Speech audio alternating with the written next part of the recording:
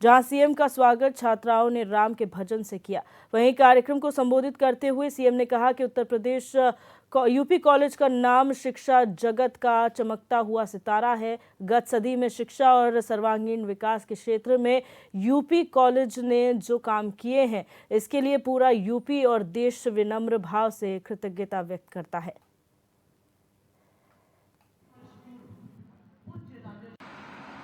1909 में वाराणसी में एक कॉलेज की स्थापना हो,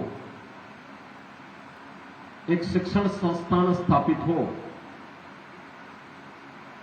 ये कल्पना अपने आप में उस समय के उन महापुरुषों की और खासतौर पर राजर्षि उदय प्रताप सिंह जोदेव जी के विराट व्यक्तित्व को ही प्रदर्शित करता है,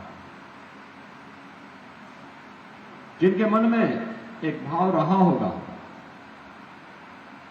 कि हमें राष्ट्रीयता से ओतप्रोत भावी भारत के निर्माण के लिए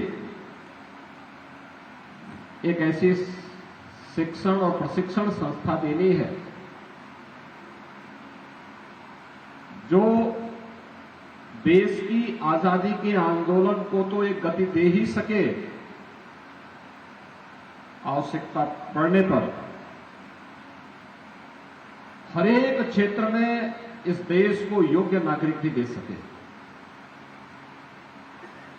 और यही कारण है कि 1909 में जो नींव यहां रखी थी बाबा विश्वनाथ के इस पावन स्थली पर,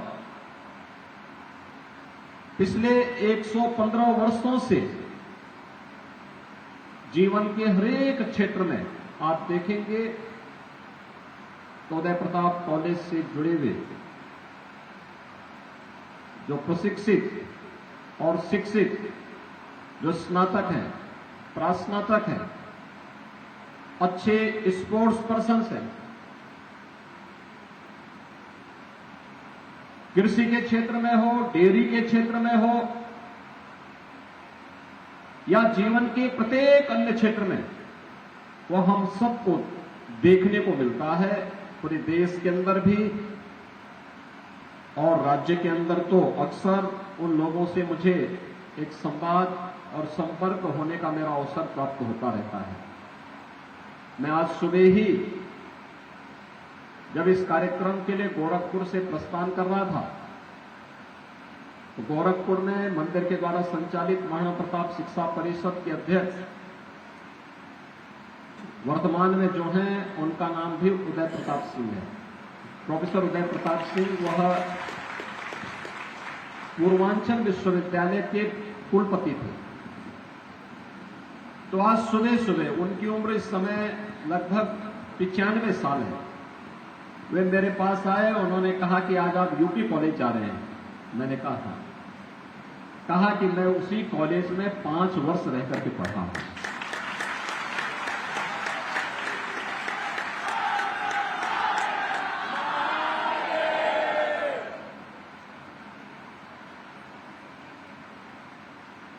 यानी हर व्यक्ति के मन में, प्रोफेसर उदय प्रताप सिंह जी गोरखपुर में रहते हैं और गणित के बहुत विद्वान आदमी थे।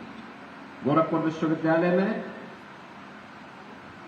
मैथ्स जो डिपार्टमेंट है उसके वह हेड थे, डीन थे, वहां के प्रो वाइस चांसलर थे। बाद में पूर्वांचल विश्वविद्यालय के वे वाइस चांसलर बने और वर्तमान में गोरखपुर में महाराणा प्रताप शिक्षा परिषद के अध्यक्ष के रूप में अपनी सेवाएं दे रहे हैं। मैं स्वयं उनकी बातों को देख करके कि जो व्यक्ति स्वयं एक ऊंचाई प्राप्त करने के बाद आज 95 वर्ष की उम्र में भी अपनी उस पुरातन संस्था को स्मरण कर रहा हो, तो मुझे बताने लग गए हो, कहने लगे साहब हम घुड़सवारी भी वहां करते थे, वहां पे हमारे समय में खेल के कार्यक्रम इस प्रकार के थे, संध्या वंदन के ये नियम थे, ये सारे कार्यक्रम वहां इस रूप में होते थे। ये बातें बताती है कि किस पवित्र उद्देश्य के साथ राजर्षि ने इस पावन सांस्कृतिक राजधानी में इस संस्था की नींव रखी और देश को एक शिक्षित और प्रशिक्षित युवा देकर के, आत्मनिर्भर युवा देकर के स्वतंत्रता के पूर्व राष्ट्रभक्त नौजवानों की पीढ़ी को इस संस्था के माध्यम से तैयार करने का कार्य किया। कानपुर की सीसामऊ सीट से विधायक निर्वाचित होने के बाद नसीम सोलंकी पहली बार महाराजगंज जेल में बंद अपने पति इरफान सोलंकी से मुलाकात करने पहुंची। इस दौरान नसीम के साथ उनके दोनों बेटियां और सपा विधायक मोहम्मद हसन रूमी के साथ अमिताभ बाजपेयी भी मौजूद रहे। जेल के अंदर करीब आधे घंटे मुलाकात हुई। इरफान ने कहा कि शिव मंदिर का काम जरूर करवाना है। इसके साथ ही पारिवारिक मामलों के अलावा इरफान के कानूनी मामलों और उनकी वर्तमान स्थिति पर भी चर्चा की गई। विधायक मोहम्मद हसन रूमी और अमिताभ बाजपेयी ने बताया कि ये मुलाकात पूरी तरह से व्यक्तिगत रही।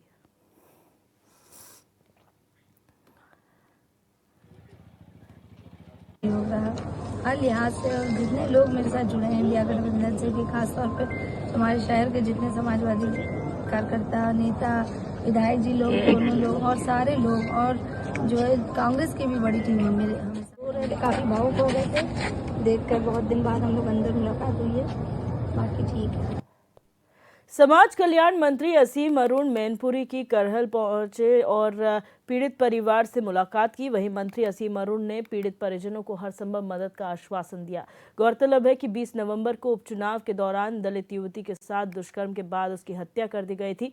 परिजनों ने भाजपा नेताओं पर हत्या का आरोप लगाया था। गौरतलब ये भी है कि पुलिस ने आरोपी प्रशांत और उसके सहयोगी को गिरफ्तार कर लिया है।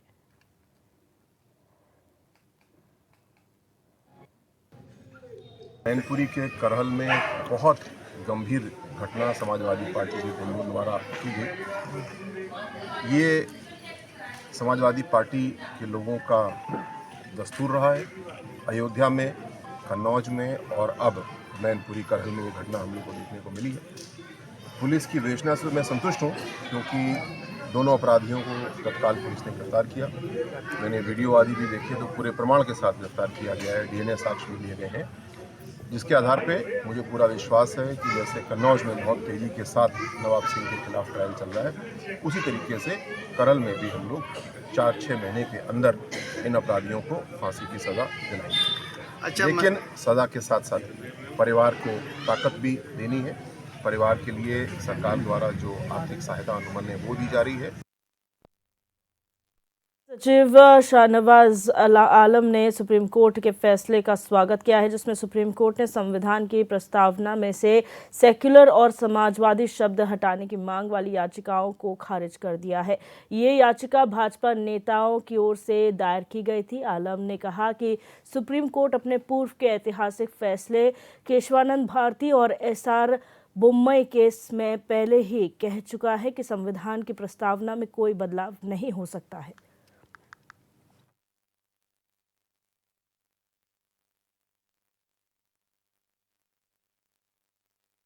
कर चुका है। ऐसा की उम्मीद थी कि सुप्रीम कोर्ट अपने ही फैसलों के खिलाफ नहीं जाएगा और संविधान के प्रस्तावना में से सेकुलर और समाजवाद शब्द हटाने की जो भाजपा नेताओं की मांग की याचिका थी उसको खारिज कर देगा, और वैसा ही हुआ भी है। अब सबसे बड़ा सवाल ये है कि ये एक ऐसा प्ली था जो इंटरटेनेबल नहीं था, यानी ये याचिका स्वीकार ही नहीं की जानी चाहिए थी, क्योंकि सुप्रीम कोर्ट अपने 2 सबसे बड़े अहम फैसलों में ये स्पष्ट कर चुका है, SR बोम्मई केस में और केशवानंद भारती केस में, कि बेसिक स्ट्रक्चर में कोई बदलाव नहीं हो सकता। तो अव्वल तो इस तरह की याचिका स्वीकार ही नहीं की जानी चाहिए थी। लेकिन हम जानते हैं कि भारतीय जनता पार्टी की विचारधारा से प्रभावित जो पिछले CJI लोग थे, उन्होंने इस याचिका को स्वीकार किया। तो ये कहीं से भी टिकने वाला नहीं था। इससे देश में एक कन्फ्यूजन क्रिएट करने की कोशिश की गई, और इससे भारतीय जनता पार्टी को सबक लेना चाहिए। बीजेपी को अब ये जिद छोड़ देना चाहिए कि वो संविधान के प्रस्तावना में से सेकुलर और समाजवाद शब्द निकाल सकती है। बढ़ते आगे, संभल के शाही जामा मस्जिद के एडवोकेट सदर जफर अली ने प्रेस कॉन्फ्रेंस की। जफर अली ने संभल हिंसा के लिए एसडीएम वंदना मिश्रा और सीओ अनुज चौधरी को जिम्मेदार ठहराया है। इसके साथ ही जिला प्रशासन पर भी गंभीर आरोप उन्होंने लगाए हैं। वहीं प्रेस कॉन्फ्रेंस के बाद पुलिस ने एडवोकेट सदर जफर अली को हिरासत में ले लिया है। हालांकि अभी तक पुलिस अधिकारियों की ओर से इसको लेकर कोई पुष्टि नहीं की गई है। का जहां तक मैं समझता हूं, मेरी नज़र में कोई भड़काऊ भाषण जियाउर रहमान साहब का नहीं था। दूसरी बात ये कि उन्होंने जो बच्चों पर एफआईआर की है, क्या जब कहीं शोर शराबा होता है क्या हम सब लोग नहीं जाते हैं वहाँ देखने के लिए? वहाँ पर दर्शक थे, छोटे छोटे बच्चे थे, वो अपने अपने घरों से निकल कर आ गए, आपने उन्हें भी मुलजिम बना दिया। इसकी जो है पूरी तरीके से निष्पक्ष जांच होनी चाहिए। जो निर्दोष है वो उसके ऊपर जुल्म, ज्यादती और कानून की लपेट नहीं आनी चाहिए, उनकी तरफ आग नहीं आनी चाहिए। मेरा पुलिस प्रशासन से यही है कि उन लोगों को ही, यानी जो वीडियो में खड़े हुए हैं उनके ऊपर क्यों की जाएगी साहब, पहले तहकीकात की जाए। वो तो ये देख रहे हैं, दर्शक हैं कि वो क्या हो रहा है, आखिर क्या हो रहा है, मस्जिद की खुदाई क्यों हो रही है। और खबर बदायूं से है, जहां बरेली में पुल से कार गिरने से 3 लोगों की मौत के मामले पर अब कार्रवाई हुई है। जहां मामले को लेकर बदायूं में केस दर्ज हुआ है, एफआईआर दर्ज की गई है। पीडब्ल्यूडी के 4 अभियंताओं के खिलाफ नामजद केस दर्ज किया गया और इस एफआईआर में गूगल मैप का भी नाम शामिल है। नायब तहसीलदार की तहरीर पर यह केस दर्ज हुआ है। रामगंगा नदी पर आपको बता दें कि पुल की अप्रोच रोड बरेली की ओर कटी हुई थी, जहां पर यह हादसा हुआ है और ये जो मुकदमा है वो दातागंज कोतवाली में दर्ज किया गया है।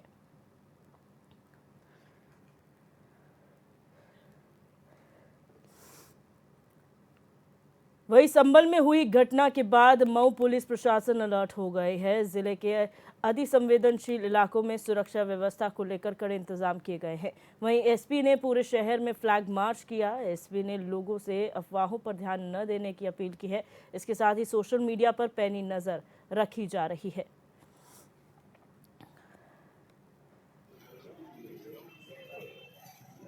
देखिए, जो कल संभल में घटना हुआ था उसी को देखते हुए मऊ जिले में सभी थानाओं का निर्देश दिया गया है, सभी लोग सतर्क दृष्टि रखें। तो उसी क्रम में आज थाना कोतवाली में सीओ सिटी और कोतवाली प्रभारी और फोर्स के साथ हम लोग एरिया डोमिनेशन कर रहे हैं और यहाँ पूरी तरह से शांति है और सोशल मीडिया भी लगातार मॉनिटरिंग की जा रही है और जो भी महत्वपूर्ण पॉइंट है वहाँ भी पुलिस बल तैनात किया गया है। सभी लोग संबंधित लोग से वार्ता। अलीगढ़ के सेंटर पॉइंट चौराहे पर छात्रों ने प्रदर्शन करते हुए हस्ताक्षर अभियान चलाया। छात्रों का कहना है कि पूरे भारत में 27 केंद्रीय विश्वविद्यालय हैं जिनमें भारतीय आरक्षण कानून लागू होता है और SC, ST और OBC के छात्रों को आरक्षण मिलता है। छात्रों ने कहा कि AMU भी केंद्र सरकार की यूनिवर्सिटी है। केंद्र सरकार से यूनिवर्सिटी को पैसा आता है तो उसमें भी दलित हिंदू छात्रों को आरक्षण मिलना चाहिए।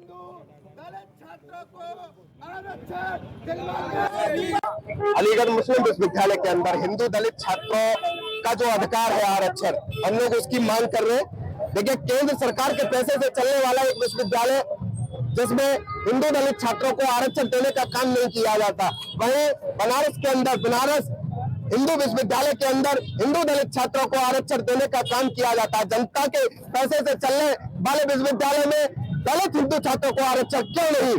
हम लोग महामहिम राष्ट्रपति जी के नाम एक ज्ञापन जो है दिए हैं, जिसमें 5 बिंदु हम लोगों ने लिखे और उसमें मांग किया है कि हिंदू दलित छात्रों को अलीगढ़ मुस्लिम विश्वविद्यालय के अंदर आरक्षण मिलना चाहिए। जिस प्रकार पूरे भारत की 27 केंद्रीय विश्वविद्यालयों में संविधान का पालन करते हुए सरकारी आरक्षण नीति का पालन होता है, वहाँ के SC, ST, OBC के व आदिवासी छात्रों को आरक्षण दिया जाता है और वहीं अलीगढ़ में स्थित अलीगढ़ मुस्लिम विश्वविद्यालय में संविधान को ताक पर रखकर डॉक्टर भीमराव अंबेडकर जी का जो सपना था उसे चूर करते हुए यहाँ पर दलित छात्रों को, आदिवासी छात्रों को, पिछड़े छात्रों को, कर्मचारियों को, प्रोफेसरों को उसका लाभ नहीं दिया जाता। यहाँ पर लाभ दिया जाता है तो मन्नान वानी जैसे लोगों को।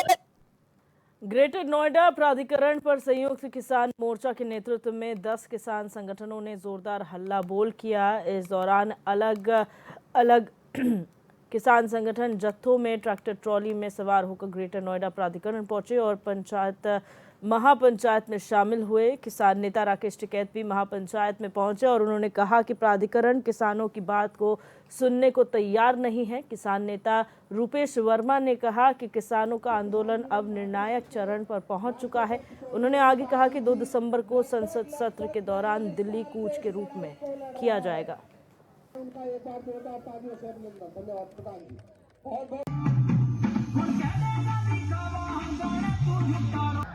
यहाँ की कमेटी है, ये अथॉरिटी और उत्तर प्रदेश सरकार सारे किसान संगठनों को अलग अलग बहकारी, ये सब किसानों की किसान संगठन की समझ में आ गया कि ये अलग अलग बांट के आपको बांटना चाहते हैं। आज सारे किसान संगठन एक मंच पे है। यहाँ की कमेटी निर्णय लेगी। जो सबको आश्वासन दे रहे वो 10% जमीन वाला मामला है, 64% वाला मामला है। जो भी यहाँ के इशू है वो लीज बैक के इशू हो, नए कानून के तहत वो उन्हें लागू करें। ये सबको अलग अलग बहकार है और पिछले कई साल से संगठनों को तोड़ने में लगे हुए हैं। आज संयुक्त मोर्चे के बैनर तले सब लोग इकट्ठा है और इकट्ठी ये लड़ाई लड़ी जाएगी और जो भी निर्णय होगा कमेटी का, सब लोग किसान यहाँ पे सब इकट्ठा रहेगा। खबर बहराइच से है, जहां किसानों की मुसीबतें बढ़ती ही जा रही हैं। जिले में खाद के बाद अब बीज की भी भारी किल्लत चल रही है। बीज केंद्रों में हफ्तों चक्कर काटने के बाद भी कई किसान खाली हाथ घर लौट रहे हैं, जिसके चलते पयागपुर में दिव्यांग किसान से एक बोरी बीज के लिए 1000 रुपये वसूले गए। तो वहीं विश्वेश्वरगंज विकासखंड किसान केंद्र पर भी बीज के लिए किसानों में जमकर धक्का मुक्की हुई, जिसमें एक किसान घायल भी हुआ। पहले खाद और अब बीज की दोहरी मार से किसान जूझ रहे हैं।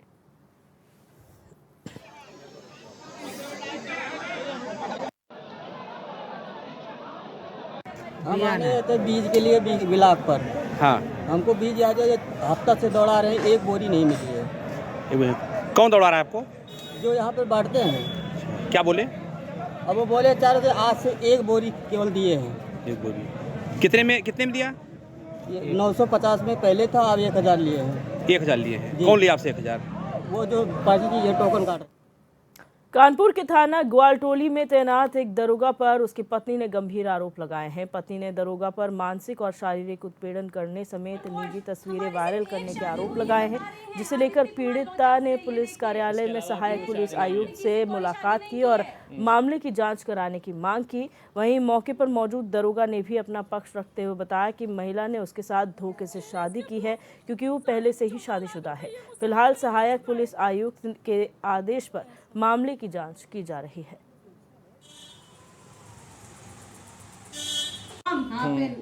आपने शादी नहीं कर रखी इससे पहले?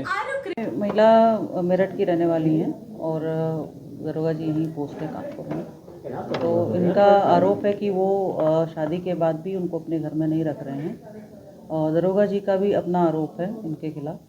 तो मामला संगीन है, गहराई से जांच करने के लिए टीम गठित की जा रही है और उसके बाद कार्रवाई की जाएगी। जो दरोगा है आदित्य कुमार लोचव, ये एक दरिंदा है। ये फेसबुक पे, इंस्टाग्राम पे, सोशल मीडिया पे दोस्ती करता है लड़कियों के साथ, फिर उन्हें अपने जाल में फंसाता है, फिर उनसे रिलेशनशिप बिल्ड करता है, फिर उनकी वीडियो बनाता है, उनसे उनकी कॉन्फिडेंशियल चीज़ें जानता है, उनसे पैसे लेता है, फिर उन्हें थ्रो कर देता है। इसकी ना जाने मेरे साथ भी यही हुआ है सेम। इसने मेरे साथ बहुत गलत किया है और मैं नहीं चाहती और लड़कियों के साथ भी गलत हो, और जो लड़कियों के साथ इसने गलत किया हुआ है। इस लड़की से मेरी शादी 17 फरवरी 2024 में हुई थी और शादी के बाद 20 दिन में घर रहा था। उसके बाद मैं जून में घर गया था, जून 2024 में। जैसे ही मैं घर गया था तो मैंने इसके मोबाइल में ट्रांजैक्शन हिस्ट्री जो कि देखी थी, इसके द्वारा दिखाई गई थी, तो उसमें 6-7 लोगों को गलत तरीके से ट्रांजैक्शन हो रहा था, जो मेरे परिचित नहीं है, ना ही इसके रिश्तेदारी लगते थे, और उसमें लाखों में ट्रांजैक्शन था। मैंने उनसे जानकारी करी तो मुझे भी इन्होंने कुछ नहीं बताया, बात को गोल मोल करके खा गई।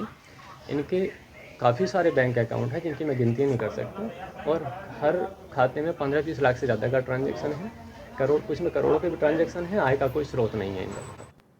मेरठ के सरदना थाना क्षेत्र के मेहरमती गांव में संघर्ष का मामला सामने आया है। वहीं मामले की सूचना मिलते ही पहुंची पुलिस ने एक आरोपी को गिरफ्तार कर 9 लोगों के खिलाफ मामला दर्ज कर आगे की कार्रवाई शुरू कर दी है।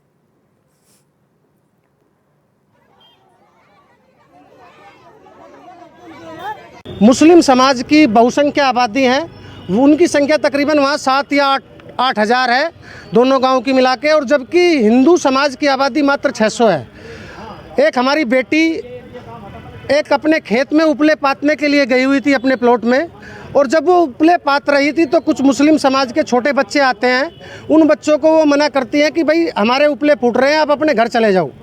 परंतु वो बच्चे अपने समाज के अपने बड़े भाइयों को कहते हैं कि वो हमें वहाँ मना कर रही हैं, तो उनके परिवार के बड़े लोग आते हैं और आकर उस बिटिया के साथ में दुर्दांत तरीके से मारपीट करते हैं। उस बेटी का सिर फोड़ दिया जाता है। उस बेटी के पिताजी और उसके भाई वहाँ पहुँचते हैं तो उनको भी बुरी दुर्दशा के साथ में पीटा जाता है। किसी के सिर में चोट है, किसी का दांत टूट। और उत्तर प्रदेश की खबरों में मेरे साथ बस इतना ही। आप देखते रहिए HNN 24/7, जुनून सच दिखाने का।